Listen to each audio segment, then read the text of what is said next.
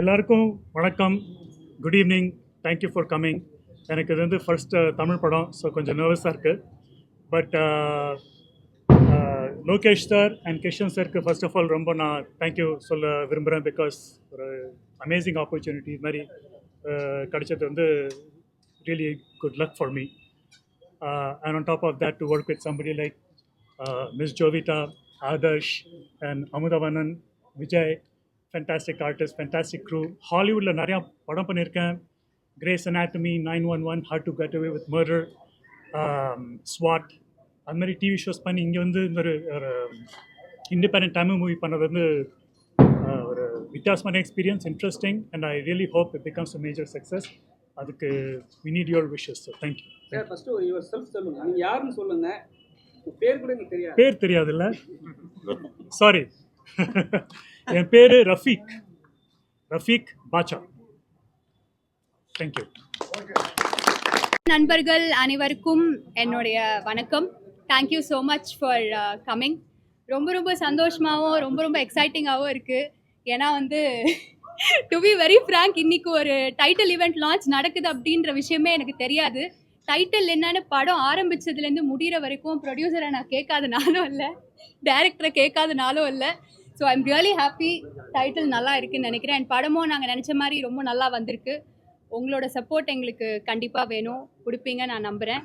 So thank you so much. Thank you. அமெரிக்காலேருந்து வந்த மாதிரி ஒரு ஆஸ்திரேலியாவில் வந்திருக்காரு. இல்லை உண்மைதான். ப்ரெசன்ட் மீடியா எல்லாருக்குமே வணக்கம், தேங்க்யூ ஃபார் கம்மிங். இதுக்கு முன்னாடி எனக்கு 2 படத்துக்கு நீங்கள் எல்லோரும் நல்லா சப்போர்ட் பண்ணீங்க. நாயாடி படமும் சரி, கடுக்கா படமும் சரி, 2 படத்துலையும் எனக்கு நல்லா சப்போர்ட் பண்ணீங்க. ப்ரொடியூசர் சார் வந்து 2 பேருமே ஆர்மியில் நாட்டுக்கு இவ்வளோ நாள் சேவை செஞ்சு இப்போ தமிழ் சினிமாவுக்கு வந்திருக்காங்க. ஸோ நம்மளோட சப்போர்ட் அவங்களுக்கு ரொம்பவே தேவை. இப்போ சிச்சுவேஷன் எல்லாருக்கும் நல்லாவே தெரியும். படங்களுக்கெல்லாம் வந்து தியேட்டர் கிடைக்கிறது, டிஸ்ட்ரிபியூஷன் கிடைக்கிறது. இதை கடுக்கா படத்துக்கும் சரி, நாயாடி படத்துக்கும் சரி, we face that problem. But அதையும் மீறி நீங்கள் வந்து படத்தை பார்த்து நல்ல படம்னா ரிவ்யூ பண்ணி எங்களுக்கு ஒரு பேர் வர்ற மாதிரி செய்கிறீங்க. ஸோ எங்களுக்கும் மக்களுக்குமான ஒரு பாலம், பிரிட்ஜே நீங்கள் தான். ஸோ இந்த படத்துக்கும் அந்த சப்போர்ட் வேணும்னு நான் கேட்டுக்கிறேன். And also thank you producer sir, director sir and Joita. First எனக்கு நர்வஸாக இருந்தது உங்கள் கூட எல்லாம் நடிக்கிறதுக்கு. But very friendly, very friendly. எல்லாருமே சப்போர்ட் பண்ணி. ஆக்சுவலாக இன்னொருத்தவங்க இருக்கா, எனக்கு தங்கச்சியாக ஒருத்தவங்க நடிச்சிருக்காங்க, அவங்க வரல. கிருத்திகா, அவங்க கீர்த்தி. ஸோ எல்லாருமே கோஆர்டிஸ்ட், எல்லாருமே நண்பர் அமுதவனாக இருக்கட்டும், விஜயா இருக்கட்டும், ரஃபீக்காக இருக்கட்டும். ரஃபீக் எனக்கு ரொம்ப வருஷமாக தெரியும், என்னோட பழைய ஃப்ரெண்டு தான், ஃபேமிலி ஃப்ரெண்டு தான் அவர். ஸோ இது ஒரு ஃபேமிலி மாதிரி ஒரு டீமாக ஒர்க் பண்ணோம். Thank you for the opportunity. And இப்போ இனிமேல் நாங்கள் ஒரு படம் எடுத்தாச்சு. இனிமேல் இது எல்லாமே உங்கள் கையில் தான் இருக்குது, கொண்டு போய் ரீச் பண்ணுறதுக்கு. Thank you again, thank you so much. பத்திரிகை ஊடக நண்பர்கள் எல்லாருக்கும் வணக்கம். எல்லா நண்பர்களுக்கும் மிகப்பெரிய ஒரு நன்றி தெரிவிக்கிறேன். அப்புறம் ப்ரொடியூசர் லோகேஷ் சாருக்கு மிகப்பெரிய நன்றி. ஏன்னா ஒரு ஷூட்டு முடிஞ்ச உடனே பேமெண்ட் தருவாங்க. ஷூட் ஸ்டார்ட் பண்ணதுக்கு முன்னாடியே வந்து பேமெண்ட் கொடுத்தா நடிக்கணும்னு. இல்லை சார் பரவாயில்ல சார், ஈவினிங் வாங்கிக்கிறோன்னா. அதெல்லாம் இல்லைப்பா, நான் வந்து ரிட்டையர்ட் ஆர்மி, நான் கொஞ்சம் கரெக்டாக பண்ண நினைக்கிறேன் அப்படின்னுவார். உண்மையாக அது பெரிய விஷயம், சந்தோஷம் சார். அவர் கூட அவர் ஃப்ரெண்டு பாலா சாரும் இது பண்ணிக்காரு, அவருக்கு மிகப்பெரிய நன்றி. ரஃபீக் சார் வந்து நான் இன்றைக்கி தான் பார்க்குறேன். படத்தில் வந்து அவர் என்ன தான் தேட்டிருப்பார், ஆனால் இன்றைக்கி தான் நான் அவரை பார்க்குறேன். அதாண்டி டைரக்டர் கிருஷன், அவர் ஏற்கனவே 2 படங்கிட்ட பண்ணிக்காரு. சூப்பராக யோசிப்பார், யாரையும் திட்ட மாட்டார், அவர் கோவமே வராது, ரொம்ப அமைதியாக ஒர்க் பண்ணுவார், செம்ம ஜாலி டைப்பு. அவர் கூட ஒர்க் பண்ண நினைக்கும் போது ரொம்ப ஹாப்பி. அப்புறம் ஆதர்ஸ், இவர் வந்து ஆஸ்திரேலியாவில் வந்து ட்ரெயின் ஓட்டியிருந்தார். இல்லைப்பா, இல்லை உண்மையாக தான். ஆஸ்திரேலியாவிலேருந்து மெட்ரோ ட்ரெயின் ஓட்டியிருந்தார். இன்றைக்கி வந்து இந்த படத்தை வந்து சூப்பராக நடிக்கணும் அப்படின்னு சொல்லிட்டு வந்திருக்காரு. உண்மையாகவே நல்ல ஒரு ஹீரோ, ஜாலியான டைப்பு தான். நைட்டு ஃபுல்லாக ஜாலியாக இருப்பார். அந்த மாதிரி ஒரு நல்ல மனுஷன். எப்பா சிரிச்சு ஏன்பா இது பண்ணுறீங்க, நல்ல ஒரு ஹீரோ. அப்புறம் ஜோவிட்டா, எப்பவுமே அவங்க மேக்கப் இல்லாமல் ரொம்ப அழகாக வருவாங்க. நீ தான் கொஞ்சம் மேக்கப் வந்து செல்ஃபாக அவங்களே போட்டுன்னு நான் கேட்டேன். அதான் செம்மையாக நடிச்சிருப்பாங்க. ஒரு சின்ன ஒரு இதில் வந்து ஒரு பேய் நடந்து போகிற சீனு, அதில் பேக்கில் இவங்க நடந்து போனோம். அது கூட மாடல் நடப்பாங்களே, ஸோ அந்த மாதிரி தான் நடந்து போவாங்க. நான் கேட்டேன், இருந்தாங்க நீங்கள் மாடலாங்க? ஆமாங்க நான் மாடலுங்க. நாங்கள் அப்போ தான் தெரியும் அவங்க மாடல்னு சொல்லிட்டு. அப்போ என்கிட்ட போய் சொல்லியிருக்கேம்மா, நான் இத்தனை அதான் நம்பிட்டு இருக்கேன். தாண்டி வந்து வேற இருக்கா? அதுமாதிரி காஸ்டியூமர், அதுக்கப்புறம் வினோத் ப்ரோ ஒரு தங்கமான மனுஷன். 10 பேர் வந்தாலும் ஒரே ஆளாக நின்று அதை சூப்பராக டீல் பண்ணி சால்வ் பண்ணுவார். அதுமாதிரி காஸ்டியூம் சூப்பராக பண்ணாங்க. அப்புறம் கோ டைரக்டர் சத்யா ப்ரோ, அதுக்கப்புறம் எல்லாருமே வந்து அவ்வளோ அழகாக ஒர்க் பண்ணியிருக்காங்க. நல்லா பண்ணாங்க. ஜாலியாக இந்த படம் வந்து ரொம்ப ஜாலியாக போச்சு. பொறுமையாக பண்ணாங்க, ரொம்ப அழகாக பண்ணாங்க. இந்த படம் வந்து மேலே மேலே வெற்றி பெறணும்னு சொல்லிட்டு கடவுளை வேண்டிக்கிறேன். நீங்கள் தான் சப்போர்ட் பண்ணணும். எல்லாருக்கும் நன்றி. தேங்க்யூ.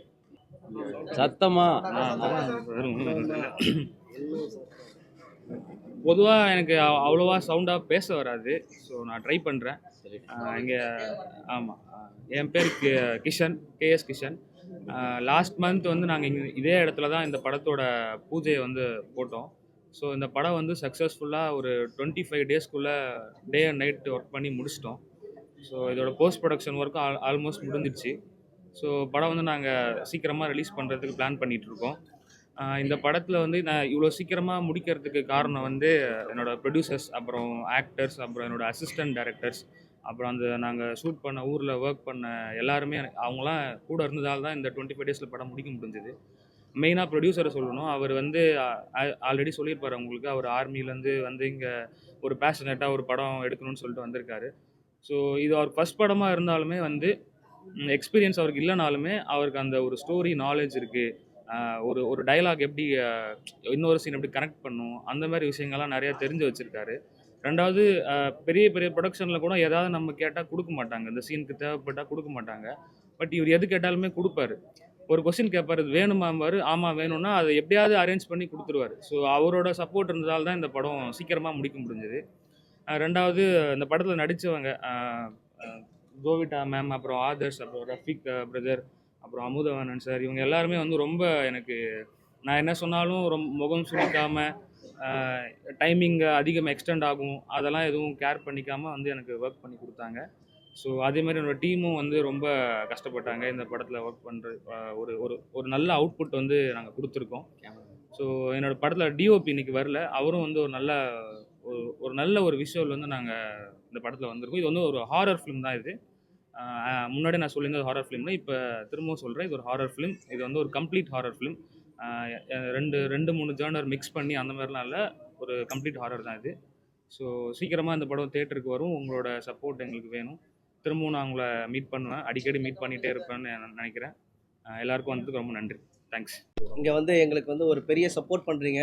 அது எந்த டைமாக இருந்தாலும் சரி. ஆல்ரெடி நாங்கள் எங்களோட படத்துக்கு பூஜை போட்டிருந்தோம். அப்போயும் வந்து நீங்கள் ஒரு பெரிய சப்போர்ட் கொடுத்தீங்க. டீம் வந்து ஆக்டர்ஸும் வந்து கொஞ்சம் புதுசாக இருந்தாலுமே லாஸ்ட்டு நாங்கள் பூஜைக்கு வரும்போது இதோட எஃபெக்ட் வந்து பயங்கரமாக இருந்தது. ஸோ மீடியாவில் இருந்த எல்லாருமே வந்து நல்ல ஒரு ரெஸ்பான்ஸ் பண்ணாங்க. ஸோ அதுக்காக ஒரு பெரிய தேங்க்ஸ்.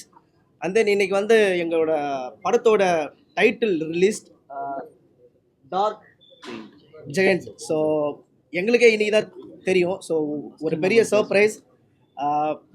அண்ட் தென் இந்த படத்தில் எக்ஸ்பீரியன்ஸ் எப்படி இருந்ததுன்னா ஒரு ஃபேமிலி மாதிரி தான் இருந்தது. எல்லாருமே அப்படி தான் இருந்தாங்க. எங்களோட ப்ரொடியூசராக இருக்கட்டும், அண்ட் தென் என் கூட நடித்த சக ஆர்டிஸ்டாக இருக்கட்டும், எல்லாருமே வந்து நல்லா கோஆப்ரேட் பண்ணாங்க. அண்ட் தென் படமும் வந்து நல்லா வந்திருக்கு. எங்கள் கூட நடித்த ஜோவிட்டா, அண்ட் தென் ஆதர்ஷ், ரஃபீக், அப்புறம் கீர்த்தின்னு ஒருத்தவங்க, நான் இந்த படத்தில் வந்து ஒரு முக்கியமான ரோல் பண்ணியிருக்கேன், காமெடி ரோல். ஒரு படத்துக்கு வந்து முக்கியமான விஷயம் வந்து அந்த படத்தை அடுத்த கட்டத்துக்கு கொண்டு போகிறதுக்கு காமெடின்ற ஒரு விஷயம் வந்து மெயினாக இருக்கும். ஸோ அந்த விஷயத்தை நான் வந்து இதில் டேக் ஓவர் பண்ணியிருக்கேன். ஸோ யாரு அவர் சீரியஸாக நடிச்சிருக்காரு இந்த படத்தில், உங்களுக்கே தெரியும். ஆமாம், அவரோட விஷயத்தை தான் நான் எடுத்து பண்ணேன். காமெடியாக நடிச்சையா, அதை சீரியஸ் ஆகிட்டாருங்க. ஆமாம், ஆக்சுவலி நடிச்சா அதை காமெடி ஆகிட்டாருங்க, அவ்வளோதான். ஸோ ரொம்ப ஜாலியாக இருந்தது. எங்கள் படத்தை வந்து நல்லபடியாக முடிச்சிருக்கோம். ஸோ உங்கள் கையில் தான் வந்து நாங்கள் கொடுக்குறோம். நீங்கள் ஆல்ரெடி பூஜைக்கு கொடுத்த அந்த சப்போர்ட்டை நீங்கள் திரும்ப வந்து எங்களுக்கு கொடுப்பீங்கன்னு நம்புகிறோம். Thank you so much every one.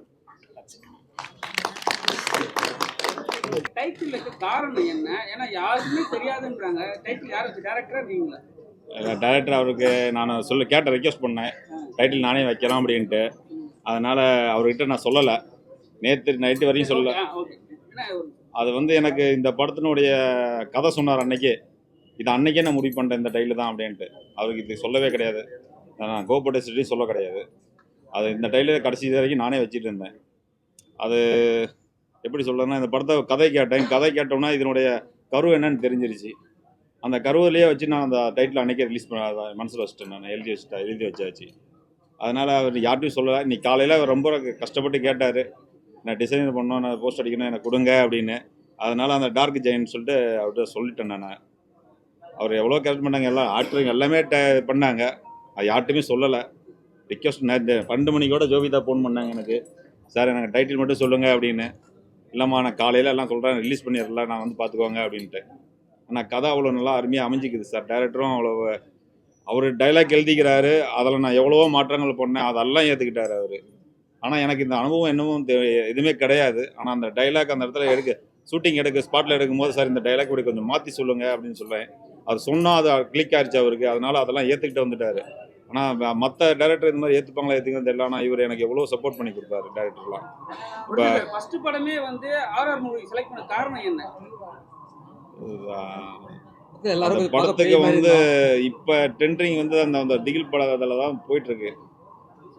அதை இது சரி, இவர் கதை சொன்னார், இந்த கதை டிஃப்ரெண்ட்டாக இருந்துச்சு. ஆனால் இவர் கொண்டு வந்த கதை வேறு, நாங்கள் இப்போ எடுத்துக்கிற கதை வேறு. கிளைமேக்ஸ் மட்டும் மாற்றிருக்கிறோம். 3 கிளைமேக்ஸ் வச்சுருந்தோம். 3 பேர் பேசி கோபுடேஸ்வரர், நானும் இவர் எல்லாமே. ஆனால் 3 இதில் வந்து யாருக்குமே தெரியாது கடைசியில் ஃபைனல் என்ன வரும் அப்படின்ட்டு. ஆனால் கடைசியில் அதே கடவுளே அந்த என்ன இதுன்னு தெரியல, அதே அமைஞ்சிக்கிச்சு அந்த கிளைமேக்ஸ். அந்த கிளைமேக்ஸ் தான் இப்போ நான் வச்சுக்கிற டைட்டில்.